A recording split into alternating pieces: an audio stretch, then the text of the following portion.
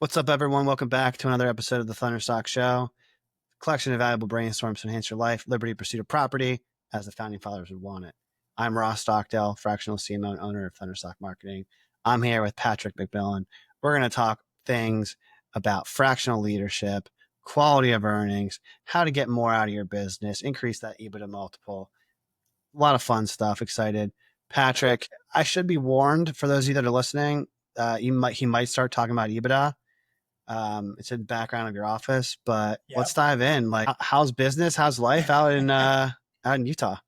Well, Ross, I appreciate you inviting me to be on here. It's an honor and a pleasure. So thank you. And yes, he's talking about the T-shirt that I have kind of on a plaque, really, in my back of my office. It says, "Warning: May start talking about EBITDA." It is definitely a subject that I love talking about in so many ways. So let's see your question. How's business? It's hopping.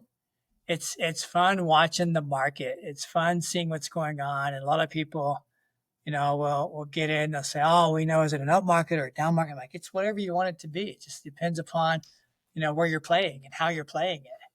I mean, there's money to be made, there's businesses to do, and it's not all about the money or all about the business, but there's fun to be had in every single kind of market. Yeah, I think that's such an interesting fact because when people watch the news too much and like the content they consume is just like, oh, there's tariffs going on and there's war going on. It's like that's happened forever. Like, and it's so outside of your locus of control that why spend any emotional energy doing that? Because it won't build you or it might be harmful, but like it applies to everyone equally in a lot of ways. Yeah. Like it's a macro problem. So when when you're talking with clients or you're transacting normal business, like what are some things to keep in mind so you keep the blinders on and focus on what you can control? Oh, wow. Let's see. Our locus of control is such a fluid thing, really. They're again kind of like with financials. There's fixed and there's adjusted, fixed and margins and everything. So how do we keep things under our control? For me, it's really understanding. It's asking questions. It's really digging into your story of your financials. And there's so many ways you can do this, whether you're a small $100,000 revenue company or a large $100 million revenue company, or even $1 billion revenue company. Your controls, if you can really ask the right questions or just ask questions. I mean, they can be wrong, but the more and more you're asking and digging and finding, then the more you can really learn. You know, if you and I are running the exact same, let's say we're partners, in a company, a small company, your control is going to be different than my control. And so even if we're in there and just digging in together and trying to find out, and that's what makes a lot of good business partners is even when they're, disagreeing on things. We have several partners at our firm. They disagree on a lot of different stuff, but it's so interesting and fun and neat to watch, how much they're learning about what they can or can't control, whether it be us as consultants or our clients or even the deals. I mean, we've bought a few companies ourselves and we've taken on private equity. So even those controls are still fluid. So as we're learning and understanding what those are at that current time and just making sure that we're truly gauging those and measuring those and seeing how we can improve on those. And that's really a great way to crank up and learn about your business and have more fun with it. Whether you're trying to buy a business or sell a business or run a business, that to me is exciting stuff. Do you have a preference with who you work with, whether it's the buy side, sell side, advisory? You just like it all. You just love the game. I like it all. I'm going to give you a quick background. Pardon my voice as I was sick over the weekend. I'm trying to regain my voice. But I'll give you kind of some of my background to help you understand, like where I'm at and why I like both sides so much. It's a give and a take on both. So my background, I'm from Tennessee. I did my undergrad and with a foreign language and business major and minor respectively, because I knew I wanted to do an MBA later. It took me 20, 25 years finally to go back to do my MBA. But during that journey, I got into accounting, I got into finance, I got into, slowly as I went into accounting, I moved out here to Utah, bought and sold a small company in the real estate industry. 2008 hit, market tanked, got a job, and then became their CFO, helped them grow through organic and inorganic through some M&A activity. And then just decided to do some fractional independent work. I had a lot of people approaching me saying, "Hey, Patrick, I've got a side business. Can you come help me?" And so finally I said yes to 7 clients, picked them up, became their fractional CFO. And then when I joined this firm I'm with now called Amplio, I joined the firm in 2020. I started spinning up our transaction advisory team. We did quality. I designed our quality of earnings practice and started doing that for a bunch of clients, and then grew that. I like buy side and sell side both because you've got to understand both sides. If I'm strictly doing one, then I can't understand the other side. And it's the same thing for, it's imagine like a real estate agent. How are you going to be able to sell the house if you don't work with the buyers and know what they're looking for? And vice versa. It's the same thing with businesses. Yeah, I subscribe to the same belief. I did a little bit of real estate, and that was my family's entrepreneurial endeavor was commercial real estate. And I think there's pros and cons depending if people want to specialize. Like, hey, I only list houses that are $1 million plus. Okay, great.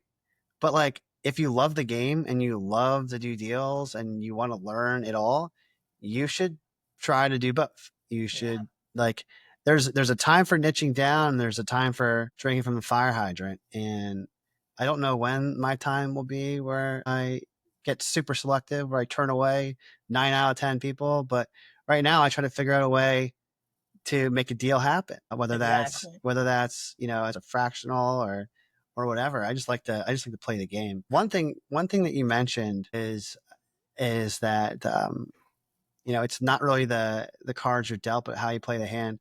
What are some of the things that you've seen that owners or buyers um, might look at a sheet of paper or a spreadsheet and be like, "Oh, the numbers are saying this," and you can look at the numbers and do further digging and say, "Actually, here's the story." I think that's a nuanced perspective that you have. It really is. And, Yeah. okay, so you can see this magazine cover right here. I spoke at a Utah Business Forward. It's a magazine here in Utah. I spoke at their event last year, and my presentation was, "What story do your financials tell?" And really, Ross, to be able to understand this story, number one, you have to know the founders and the employees and their story. But you also, as you see and be able to work through a lot of businesses. I mean, I've been a CFO for 20 some years. I've been able to see and understand how stories are built, as well as how to be able to tell those to who the audience is. And so to your question about, kind of, I don't want to say some horror stories or anything, but I've been able to get into financials, and this isn't exactly the case all the time. But let me share the answer with an example that happened today, this morning. So yesterday, I get an email from an investment banker I've worked with for years. They're awesome. We know this firm very well. We've done several deals together. He emailed me yesterday and say, "Hey Patrick, got a sell side mandate. It's and I'm just going to round numbers. It's an e-commerce business, 10 million revenue, a couple of million in earnings. Super easy. They've got a controller, they've got a bookkeeper, clean books. We just need a simple QOV to match with the SIM and to be able to pair it with. Can you give me a very fast?" And he basically said, just a low quote. And I said, "Great, I can. Send me the financials." So he sent them to me. I looked at him, real quick, sent him a quote, and he's like, "Patrick, this is more than what the seller's willing to pay. Come on, what is it? What's going on?" I said, "Dude, here's the thing. I know you said it's clean financials. I know you said it's accrual basis, and I listed the things that I saw in about 10 minutes of just reviewing income statement and balance sheet. And I'm like, here's the issues that you're going to come up with from a buyer standpoint. Right. Because if I'm doing a super fast QOV and it doesn't cleanly adjust, accrual based cost of goods, because they don't have inventory on the balance sheet, I'm like, a buyer's going to just completely blow that out of the water, and they're not even, just going to give no validation at all. So I'm like, that's why I need to charge more, because I have to be able to go in and really validate these items and give them clean, defendable earnings and financials so that the buyer can gain confidence that what they're getting has been trusted and that they know and understand someone's going to buy the company for the cash flows. They're going to want to make sure that buyer and seller are closely aligned as much as possible. And so with the experience, Ross, and being able to see hundreds and hundreds of deals, over $2 billion of deals, I'm able to go in there, or someone on my team's able to go in there and truly say, hey, here's what we got to really dive into and dig into. And that's how we can really, truly tell a sell side story, because we've been on both sides. Have you ever seen the movie Moneyball? Oh, man, I almost watched it again. Actually, I was at my friend's cabin a couple of weeks ago and he was watching it So again for the millionth time. I, So I sat in for a few so minutes. we're on the same page. I love that movie. I was on a flight. We're talking about travel. I watched it on the flight. Every time I watch it, like something else stands out to me. But the last time I watched it, it was these scouts that have been 30 years in the business. I've seen them all. I know, I know what a good baseball player is. I know what a good deal is. And I think of them as like the overconfident, like ill-informed seller who thinks that the asset they have is worth so much. Just trust me. And Yeah, it's like you're presenting not just like raw data, but like making sense of data, which is what I want to say his name was Peter Brand, who Billy Bean hired as his analyst. yeah, And people might think, oh, you're calling my baby ugly. No, I'm just saying that your business has these objective criteria, and here's the gap between where you right. think it is and where it actually is. And one more thought along that. I feel like there's a misconception sometimes with whether it's selling party or buying party. Buying party thinks that they might want to get the best deal at the lowest prices, and selling party is like, I want to sell my business for the most money. It's just Right. silly, but it's like Not the case. if you're right, you're like, I want to get a deal done, right? And I want to make a deal done where like both parties are not resentful to one another. I think that happy medium is probably where you live in the sweet spot with your perspective. Well, and keep in mind that the majority, and I mean like 90+% of the deals, at least the ones that I work on, the seller is going to stay on board for a little bit of time, 6 months to 3 years. And so those two parties need to make sure that they're able to work together. And if they're just beating each other up, that's going to be a bad relationship. And so, no, you're exactly right. The majority of the deals that I've seen and worked on, regardless of which side I'm representing and helping out, it's really they are trying to make sure that they're getting aligned as closely as possible. I tell you what, Ross, when we take on some private equity, it's amazing, hearing from our partners just how much that they kept working on things, just aligning and aligning even closer. And that to me helps me to truly love that partnership that's being built through transactions. Yeah, and like you said, if the relationship gets damaged, it's like that could make a deal fall apart, and maybe sometimes it should fall apart if the buyer and seller are Yeah. resentful to one another. But one phrase I want to hear your feedback on it that I've heard you're making me think of is you can have your price or you can have your terms, but you can't have both. And if you're inflexible on one, then you better be flexible on the other. What do you think about that? I hear that and I see that quite a bit. And I've actually helped on that quite a bit.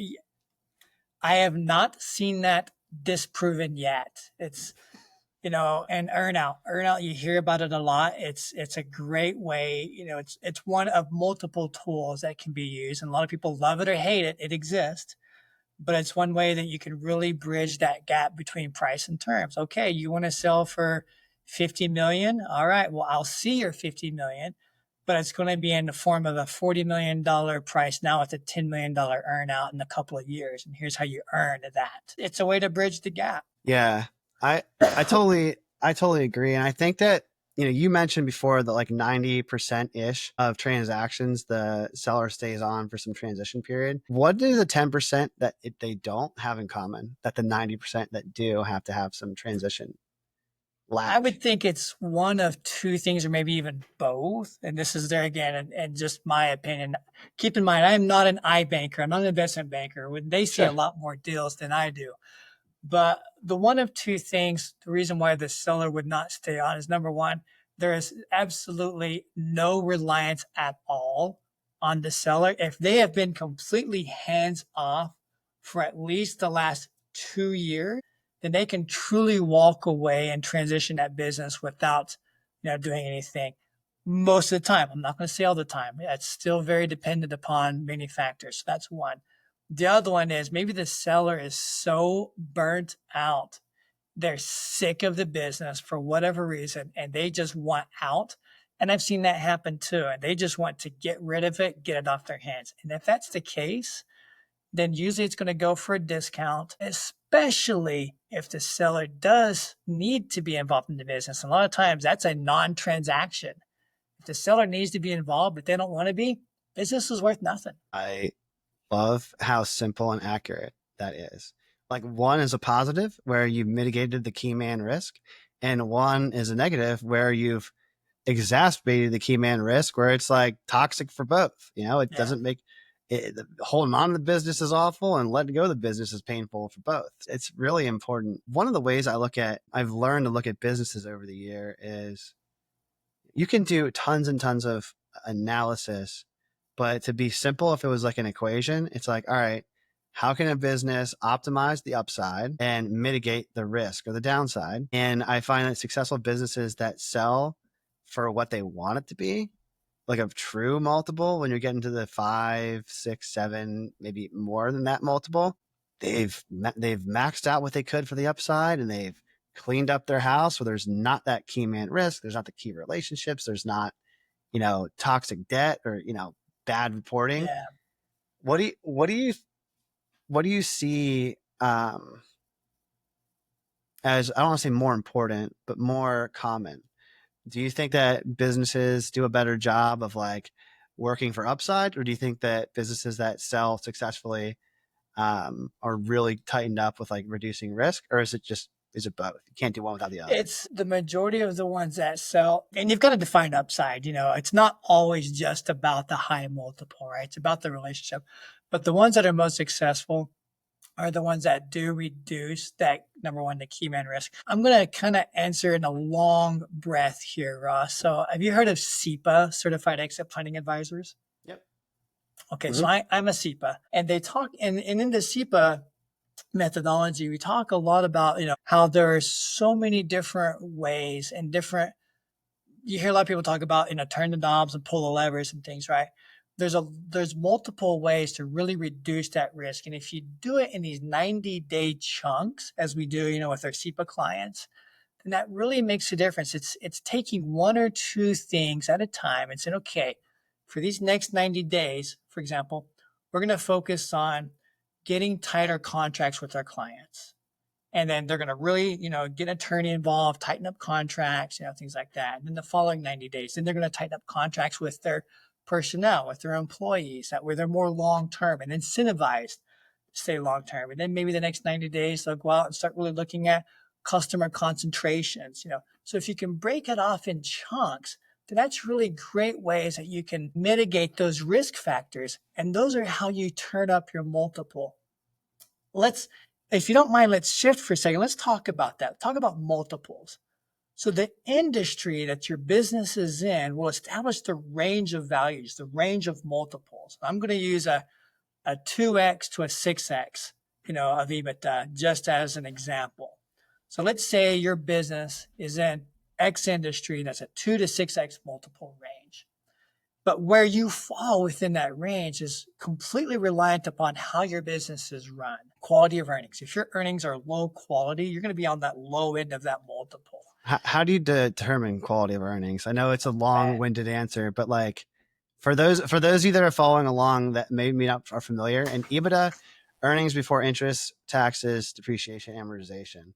I'm holding up the Green Bible, Quality of Earnings by Thornton O'Glove, written in, I think it's like 85 or 87. So let's dissect the name real quick. Quality. You can define quality as high, medium, or low. Let's simplify this. Mm-hmm. And then let's define earnings as how much a company is earning, how much cash is throwing off, right? So let's compare two companies, $1 million of earnings, each one, right? If one of those companies, if they're getting those earnings from one customer, that's a high customer concentration, which is a low quality. What if you lose that one customer? Yep. Right? You're hit. there's an issue. You're losing everything. Versus the other company, if you have 100 customers, that's an extreme low concentration, which is very high quality. Because now if you lose one customer, what do you do? It's not going to affect your earnings much.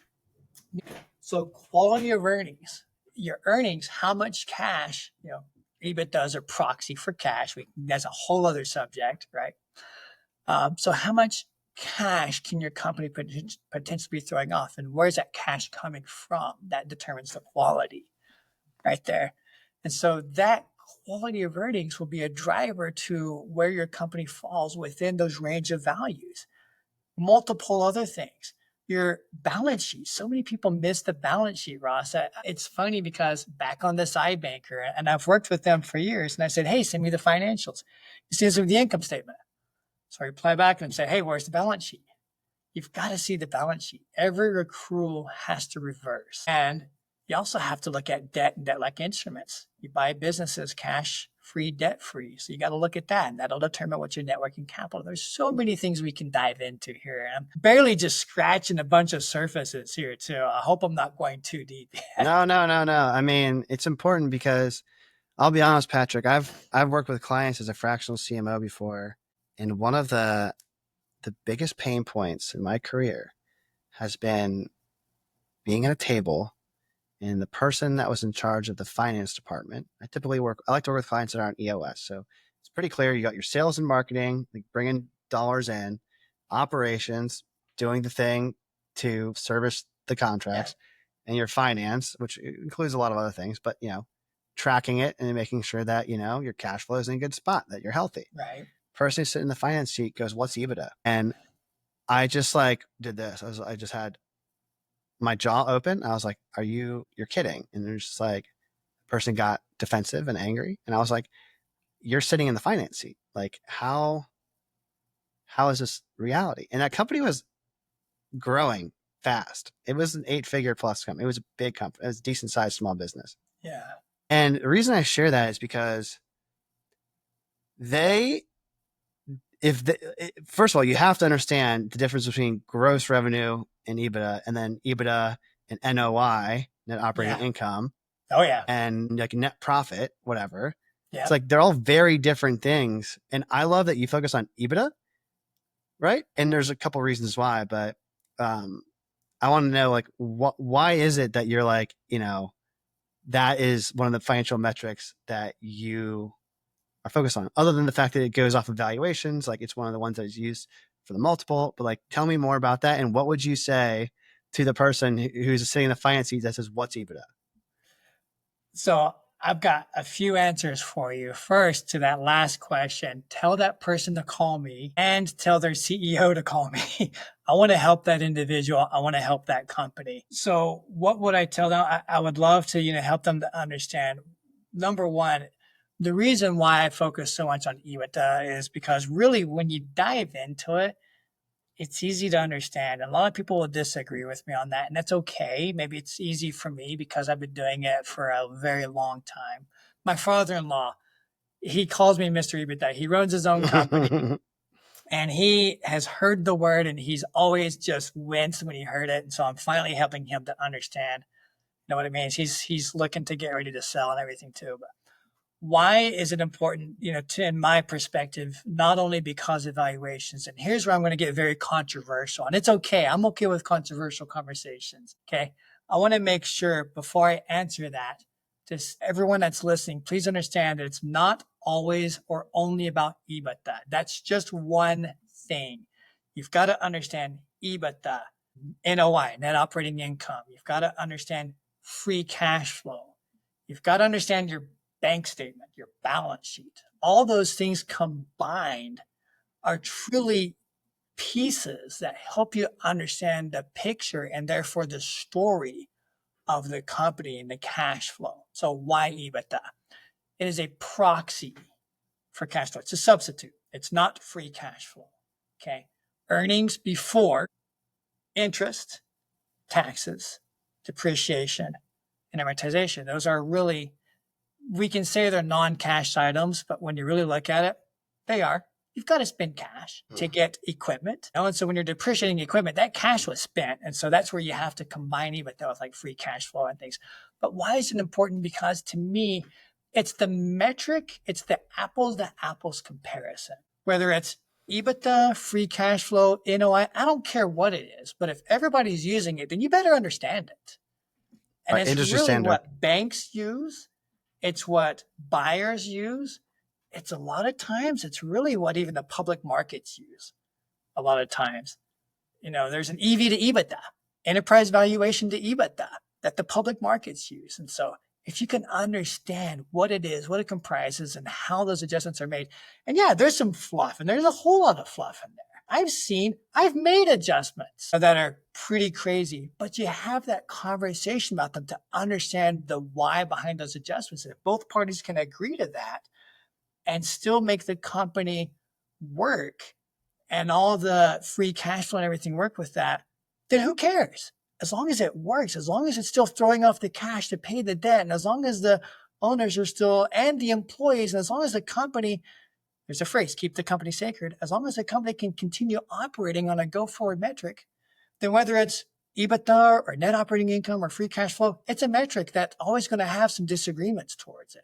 Just understand it and then be able to utilize it to your advantage.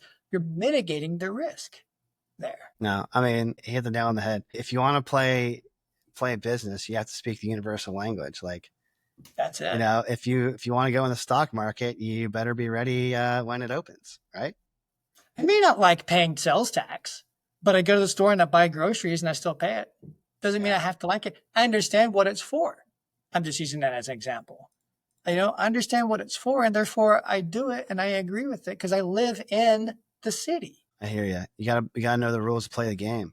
Yeah. So speaking of fractional executive work, switching topics. You and I both like this. Yeah, I do. I could talk about this all day, but we have limited time. You've been doing fractional executive work for a while. How has it changed since when you started till today?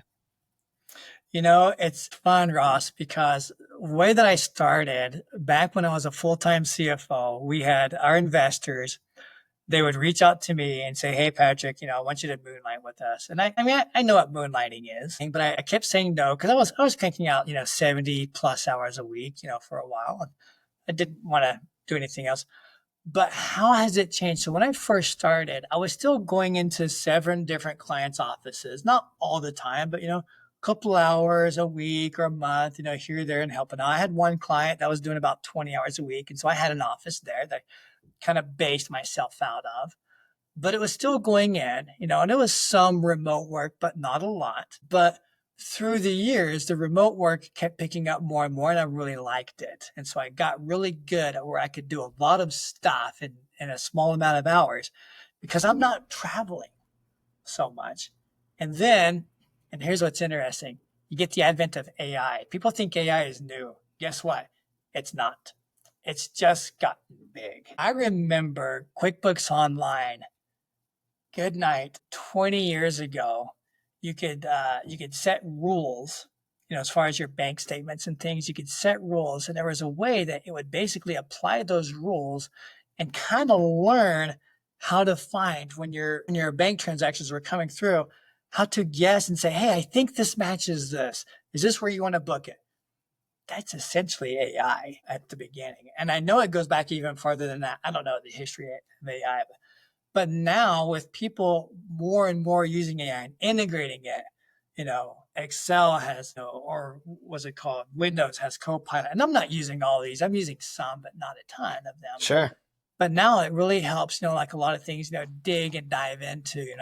I pump AI with questions. I use it as a teacher for me, and it's not always right. So I like to pressure test it and say, hey, give me the sources for this. I'm going to go double check those because I don't think you're right on this. So it's fun to really kind of learn. Yeah, I think your synopsis in AI is an interesting one because I think when even just for me, fractionally starting, and I did consulting before, but when I was doing consulting before, it wasn't publicly accessible. It wasn't publicly known. It wasn't nearly as effective as it is today. And there was just like so much, I don't want to say lag, but there was just so much delay between project start versus project end for everything because you had so many manual human components of like manually researching, manually doing tons of work that was Yeah. drudgery that just was required to do the project. And now I think the time to value has just increased exponentially because a lot of that stuff can be either automated or just like Shortened it. Yeah. shorten the time horizon. The quality of the work still absolutely needs quality of labor and intellectual capital. Like you can't just like start using ChatGPT and hire a bunch of people that are illiterate to do the job. Now, that's an extreme example, but like you still need to have smart people. It's just it's gotten harder to be bad. Like it's increased competitiveness, I think, in the marketplace, just because it's like high tides raise all ships, Yeah, and exactly. it's made it so that the and you'll probably appreciate this, like I can what I used to have to charge, let's just say an engagement with a client's 10,000 a month, right? Say that. I used to have to, before AI, hire for help and, maybe several subcontractors or have payroll for people to do certain things to accomplish things. And my margins, my EBITDA for that one project was like way lower. But now I can use AI solutions and I can get the same quality of work much faster and like double, triple the EBITDA because it's like I don't have to have that expense out there. So Yeah. have you seen a dramatic impact on profitability or how companies are structured in your line of work, whether it's fractional, whether it's buy sell? With the advent of AI, has it impacted the industry? Yeah, I have. There's a friend of mine. I haven't talked to him in a bit, but he's pretty successful. He's developed a tool to where it'll go into your books, start analyzing cost and contracts, and compare those. He'll benchmark those against other similar costs and contracts, and say, hey, you can save some potentially by renegotiating this, or hey, you actually let him some money walk out the door doing this. I've seen some clients use them and use things like that, and it helps. It's insightful, and it's not always right. It doesn't mean just because AI says, hey, you should renegotiate your, I'll just throw that name, your Comcast, internet contract. I'm thinking that because we just got our internet changed and stuff. Because down the street they're paying 20% less. Doesn't mean it's the case, but it definitely gives you a lot of things to think about.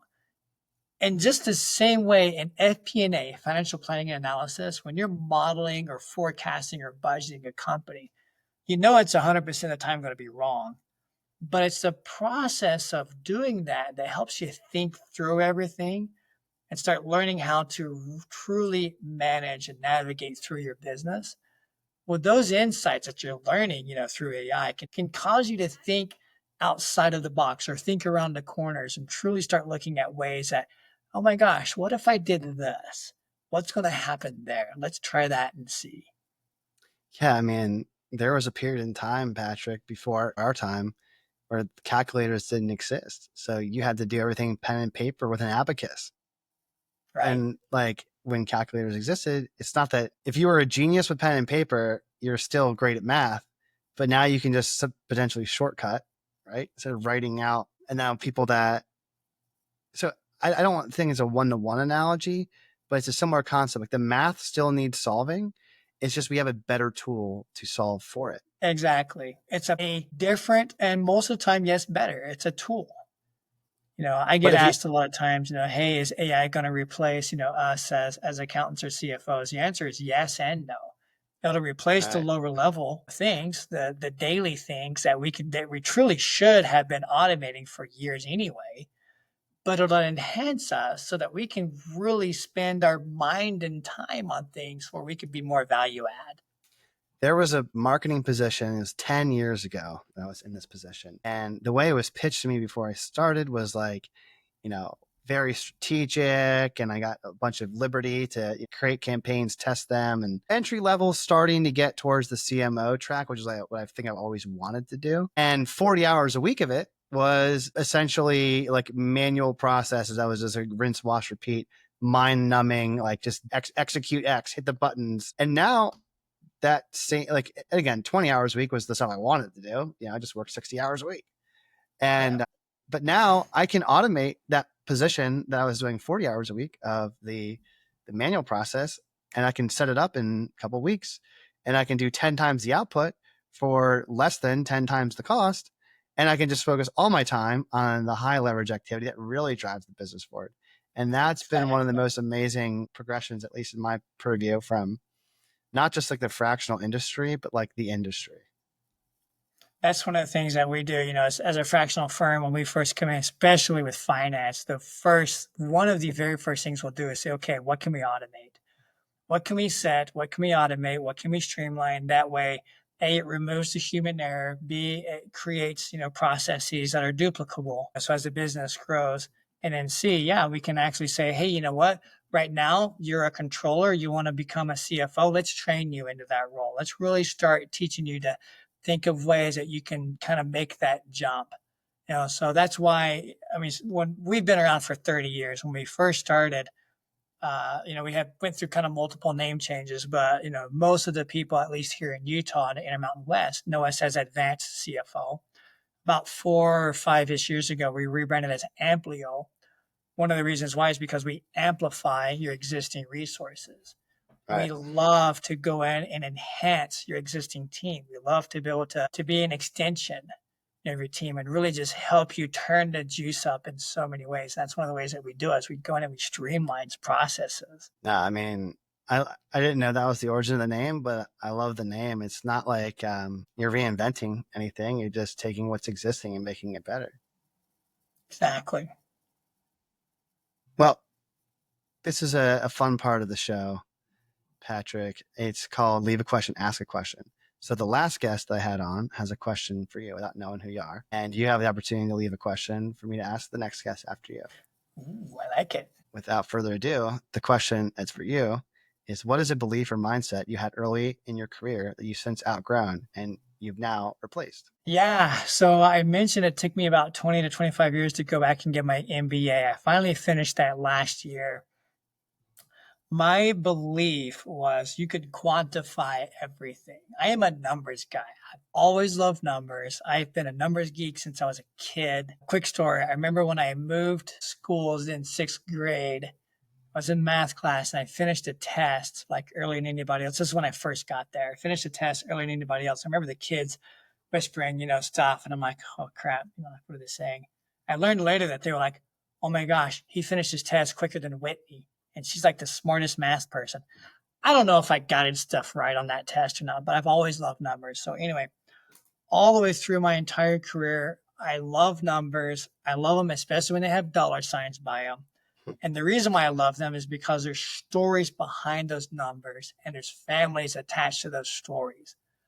So finally, when I went back to school last year and got my MBA, I learned to think about things more than just numbers.